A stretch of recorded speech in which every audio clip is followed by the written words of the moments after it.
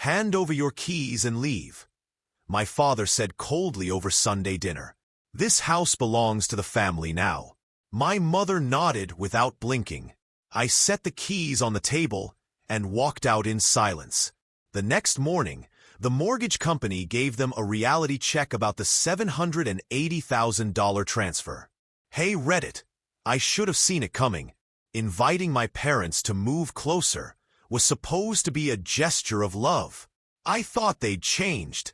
After years of controlling behavior, hidden behind fake smiles and passive digs, I believed success might finally earn their respect.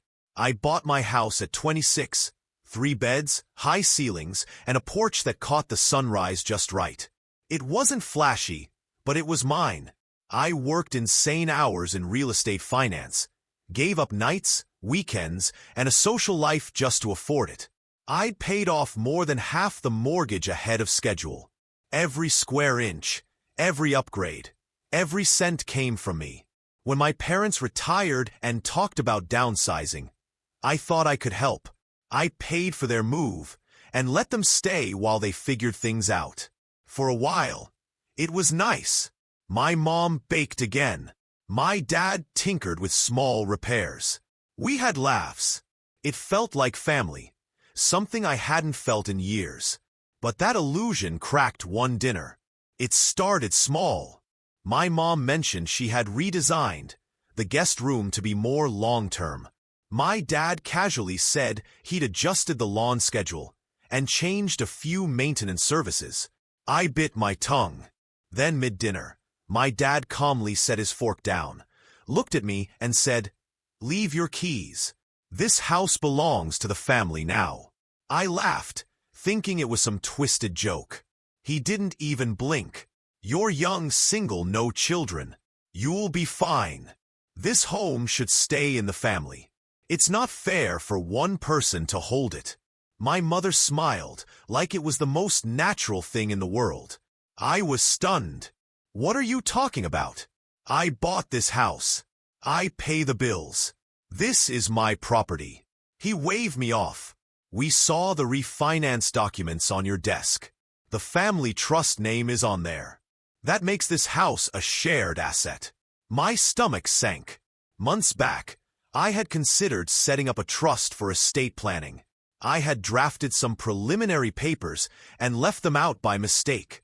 He must have found them while snooping and twisted the facts into something outrageous.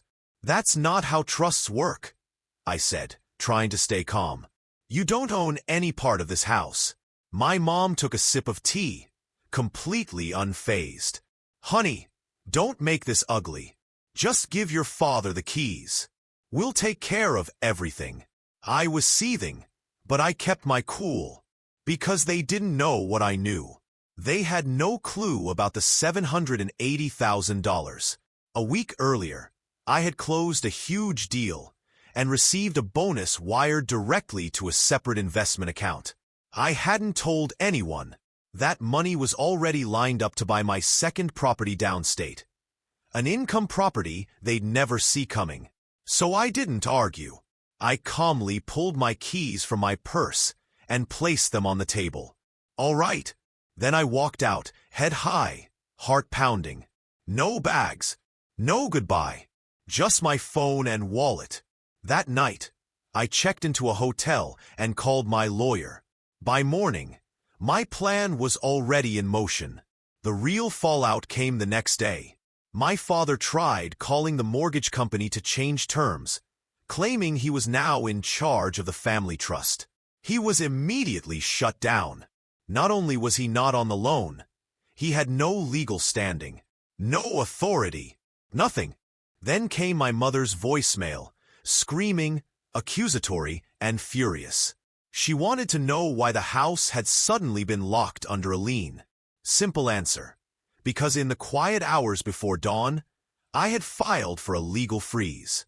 My lawyer and I moved quickly to secure the property, blocking any transfer, sale, or change in occupancy. Legally, my parents were now just squatters in a house they never owned. But I didn't stop there. I filed for a formal eviction. Family ties didn't matter. The law was clear. The title, the mortgage, the trust, all were in my name. The family trust, they had twisted into justification? It wasn't even theirs to claim. They had no rights, no ownership, no leverage. 3 days later, the eviction notice was served. That's when the blocked number rang. My father's voice cracked with rage and disbelief. How could you do this to your own family? I paused. Then I said, calm as ever, how could you try to steal your own daughter's home and expect no consequences? I hung up, but they weren't finished. Not by a long shot. While squatting in my home, they'd gone snooping again. This time finding some of my financial documents, including notes about the $780,000 commission transfer. They didn't grasp the context, but they knew one thing. I had money, and they wanted a piece of it. What they didn't realize was that those funds were already locked into an out-of-state duplex I was converting into an Airbnb. My lawyer had built the contract tight. Multiple safeguards, layers of legal insulation, and zero access to outside parties. But they tried anyway. They filed a claim with my bank, accusing me of financial elder abuse. Yes, they actually alleged that I had tricked them into transferring their money into my account. The bank shut it down instantly. Every transaction was traceable. The source was my employer. The funds were my commission.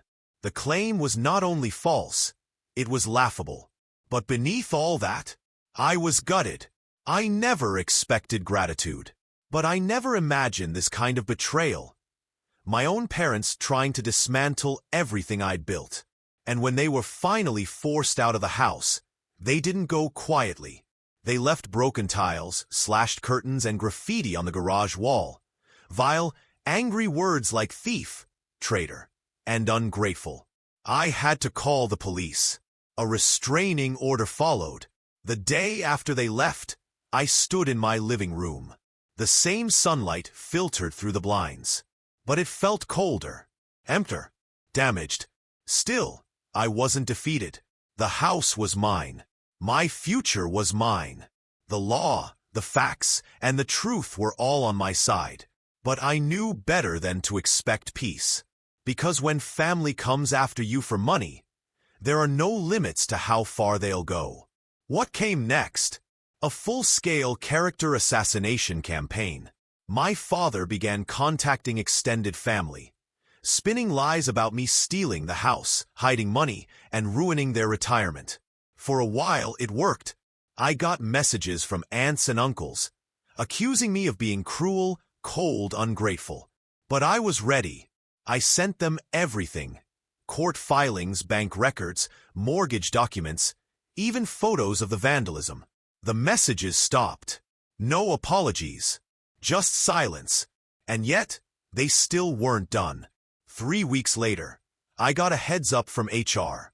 Someone, anonymously, had sent a packet of allegations to my employer. Claims of insider trading. Accusations that my commission was dirty money. Multiple emails had arrived, along with a printed envelope full of twisted nonsense. But my company didn't flinch. They pulled me into compliance, and we went through every deal line by line. Everything checked out. Every file was clean. Every cent I'd earned had receipts behind it. Documented. Legal. Their attempt to tear me down had failed, but it had finally pushed me past the breaking point. I had tried to shield them.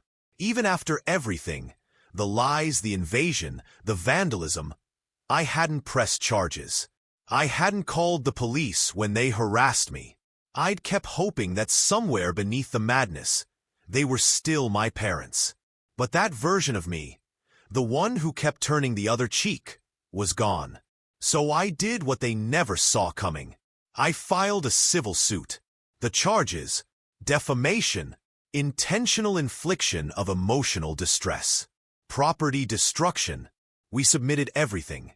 Photos of the damage, emails, bank documents showing their fraud claim was dismissed, contractor repair quotes, and, most damning, a voicemail from my mother saying, You'll regret this, you selfish brat. We should have never let you have that house. 2 days later, they were served. Their response? Explosive. Phone calls flooded in. Screaming voicemails. Accusations of betrayal. Claims that I was ungrateful after all they'd done for me. My father vowed to cut me off forever. My mother sobbed, saying no daughter would ever treat her parents like this. I answered only once. I told her, no parents would treat their child the way you treated me. Then I blocked them. This wasn't about money. I knew they didn't have much. It was about accountability. I wanted the courts to acknowledge that what they did wasn't just toxic. It was illegal, and I wanted them to hear it, in a courtroom, from someone who couldn't be manipulated. But I never expected what came next. During the discovery phase, their financial records were subpoenaed. Routine step. We just needed a clear picture of assets and intent. What we found knocked the breath out of me. Years ago, my grandfather had passed down a piece of rural land. Nothing special, just acres of brush and weeds. Except a decade back, a major tech company began buying land nearby to build a data center. And the value of that worthless property? It exploded. My parents had sold it, quietly, and tucked the cash, $840,000, into a private investment account under both their names. So while they were pretending to be broke, while they claimed they needed a place to stay, while they were squatting in my home and trying to steal my commission, they had nearly $1 million in investments. They didn't need support. They wanted control. And when they couldn't get more from me, they tried to destroy me. Once this came out, their entire legal team changed tone. Suddenly, their lawyer was cooperative. Settlement offers came in. They offered to pay for repairs. They promised to retract their lies to the family. They wanted it over, quietly. But I said no. We were going to trial. The verdict? In my favor. Damages awarded, $192,000, covering emotional distress, property repairs, and all legal fees. The defamation was acknowledged by the court. The restraining order was extended by another 2 years. And the cherry on top? I sent a copy of the ruling to every relative who had believed their story. Some reached out to apologize. Most just went silent. Either way, the smear campaign was officially dead. I sold the house shortly after. It had become a haunted monument to betrayal. With the sale and my investment funds, I bought 2 duplexes in a peaceful coastal town where no one knew my name. I started over. I poured into therapy. I took long hikes. I slept through the night without fear or guilt. I reinvested not just in properties, but in myself. It took months to stop checking my phone whenever a blocked number called. It took time to stop hearing my father's voice saying, "Leave your keys and get out." But eventually, peace returned. And then, just a month ago, a letter arrived. No return address.